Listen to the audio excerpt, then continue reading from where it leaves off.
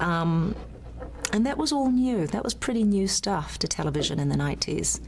You know, still interracial couplings and potentially a lesbian relationship between her and Gabrielle, which was a surprise to me and Renee.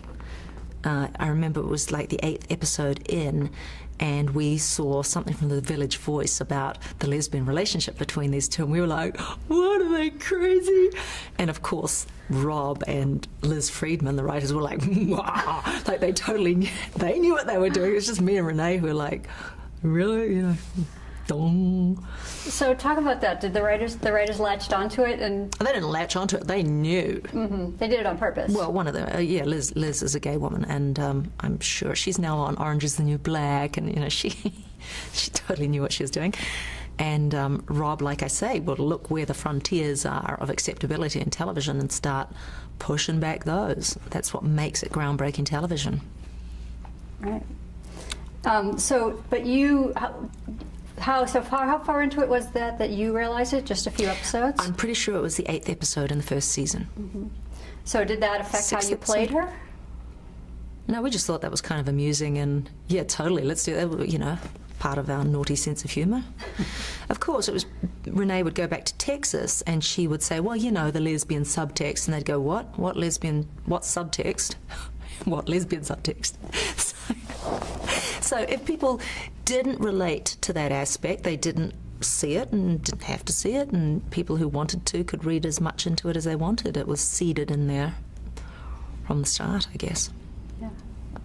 Talk a little bit more about your relationship with Gabrielle, Zena's relationship with Gabrielle. I think Gabrielle gave Zena a home. Not a physical home, but they were family. And that relationship is one of the major draw cards for the audience, especially that very loyal, hardcore audience. The relationship between the two of them was all important, because it was something that people really crave in their lives, is to have a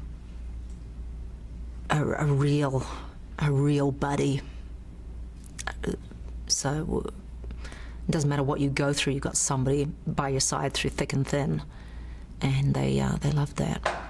I guess it really pointed to something that's missing in our society. Yeah.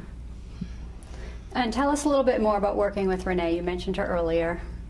She's great. Very different type of actress to me, if there are types.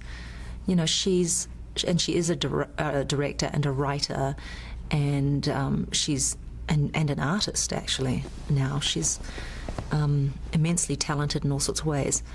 And but whereas I am completely free-flowing, very emotional, she's nuts and bolts and planning. She's almost scientific. It's just the way her brain works. So she would say, Lucy, will you run these lines with me for something unrelated?